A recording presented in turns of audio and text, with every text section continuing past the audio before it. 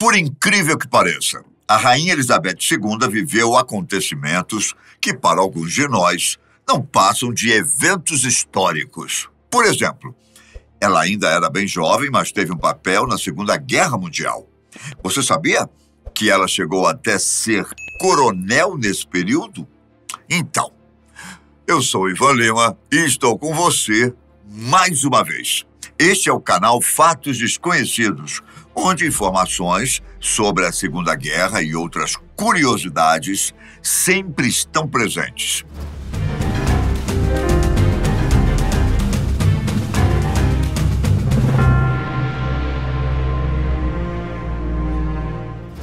Bom, hoje vamos descobrir o que Elizabeth II fez durante o conflito contra o Eixo, em uma época em que ainda não havia sentado no trono do Reino Unido. Elizabeth nasceu no período entre guerras, em 1926.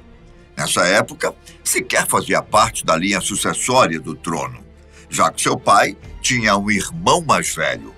Por conta de escândalos sexuais e um possível casamento polêmico, o rei Eduardo VIII resolveu abdicar do trono após pouco menos de um ano e deixá-lo para o seu irmão mais novo, Albert.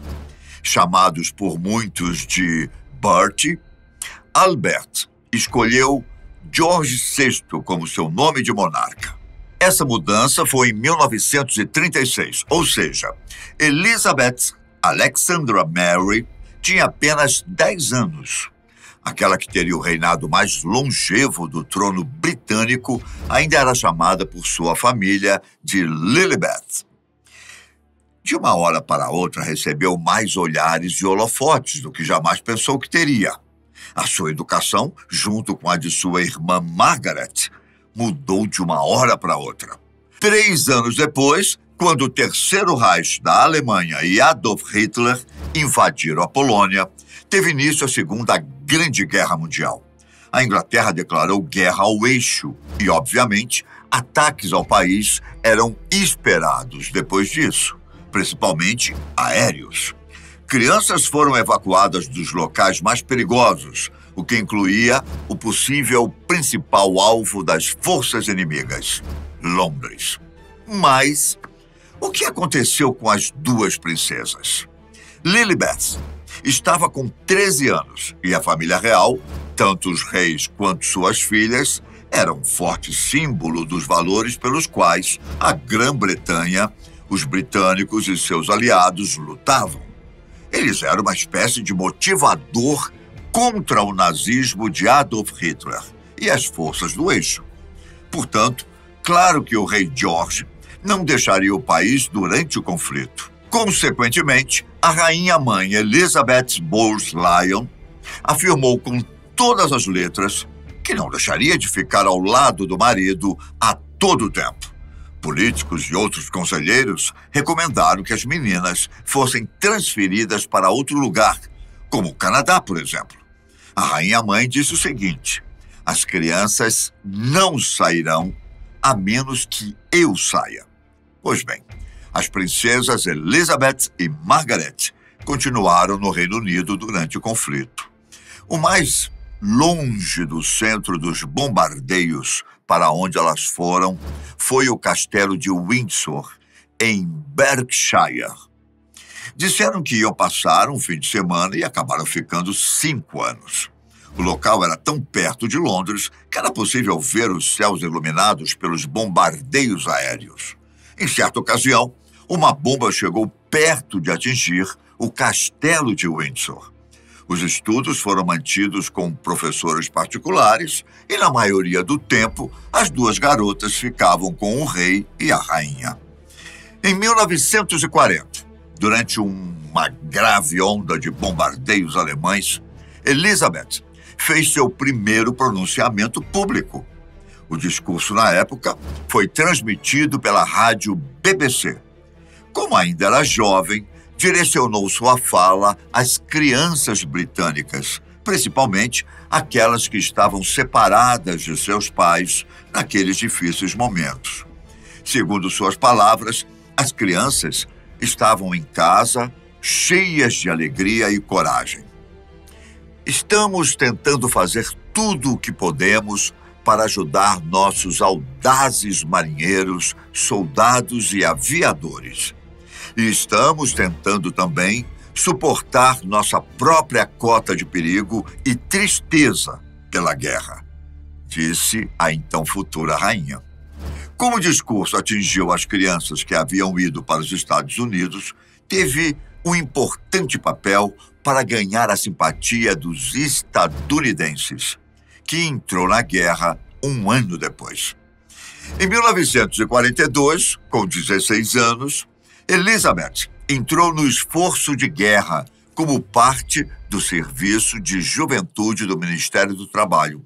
Por conta disso, foi nomeada coronel honorária dos Granadeiros da Guarda, aqueles que utilizam o famoso uniforme vermelho e um dos mais tradicionais regimentos do país. Naquele momento, os granadeiros se preparavam para embarcar para o teatro de operações no norte da África. No ano seguinte, Elizabeth fez sua primeira aparição solo para visitar os próprios Granadeiros da Guarda, que estavam retornando da campanha no país da Tunísia. A princesa estava prestes a fazer 18 anos, o que fez com que o parlamento a incluísse como um dos membros do Conselho de Estado.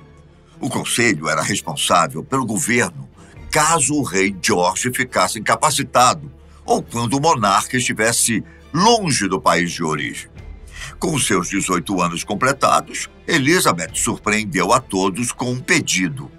Ela queria participar ativamente da guerra. Seu desejo era ajudar no braço feminino do exército britânico, chamado de Serviço Auxiliar Territorial. Todas as mulheres solteiras com menos de 30 anos deveriam se alistar para colaborar no esforço de guerra. E Elizabeth não queria ficar de fora. O problema é que nunca antes uma mulher da família real tinha participado do serviço militar. O rei e a rainha rejeitaram prontamente o pedido. Porém, a princesa parece ter sido muito insistente. Ela conseguiu se alistar como segunda subalterna Elizabeth Windsor no Serviço Auxiliar Territorial quando atingiu os 19 anos, em 1945. Ainda no último ano da guerra, o serviço das mulheres era importante e consistia em trabalhar em artilharias antiaéreas, operar transmissões de rádio, fazer reparos mecânicos em veículos e, é claro, pilotar esses meios de transporte. E não é que a princesa levava certo jeito para a coisa? Registrada com o número 230873, fez um curso de 6 semanas sobre reparos de automóveis e aprendeu a repará-los.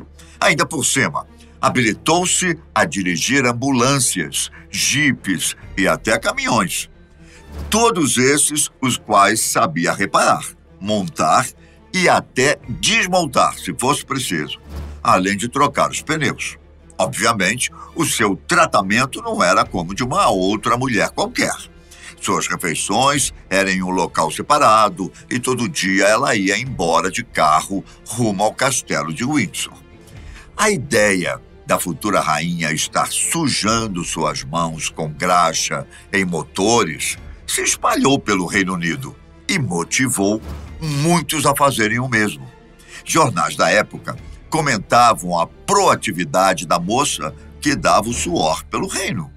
Um deles escreveu assim: uma de suas maiores alegrias era sujar as unhas, ter manchas de graxa nas mãos e mostrar esses sinais de trabalho para seus amigos. Essas características deram à princesa o carinhoso apelido de Princesa Mecânica. Como é do conhecimento da maioria, naquele ano, 1945, o conflito mundial acabou.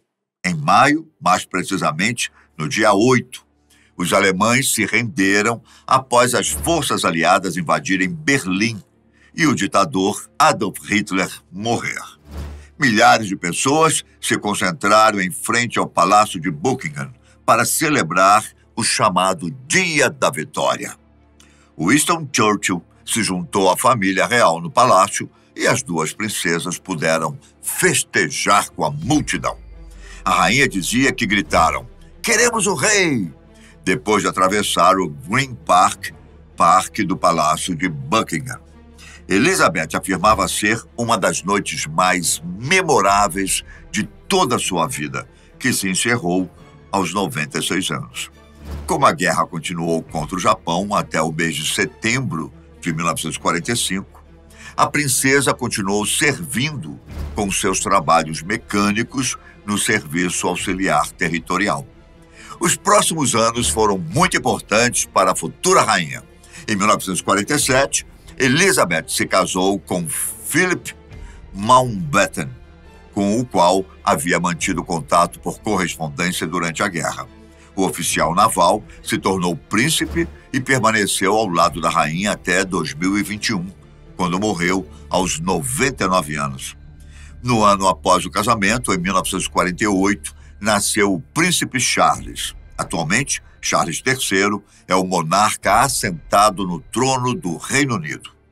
Já casado e também mãe, a ascensão ao trono de Elizabeth, que se tornou Elizabeth II, foi no ano de 1952. A saúde de seu pai estava ruim após a guerra e ele acabou falecendo por conta de uma trombose coronariana. Na época, a monarca tinha apenas 25 anos e chegava ao poder com a experiência adquirida na guerra em suas costas. Mal sabia ela que esse seria apenas o começo de um reinado de 70 anos que veria muitos outros conflitos, intrigas, sucessos e fracassos. Ao longo de sua vida, a rainha continuou tendo certo apreço por automóveis. Várias vezes, ela era vista atrás dos volantes de diversos carros da coleção real, mesmo já idosa e com, obviamente, motoristas à disposição. Elizabeth teria ensinado seus filhos a dirigir e, de vez em quando, arriscava-se a tentar reparar algum automóvel com problemas. E pensar que lá na Segunda Guerra a mulher já trabalhava.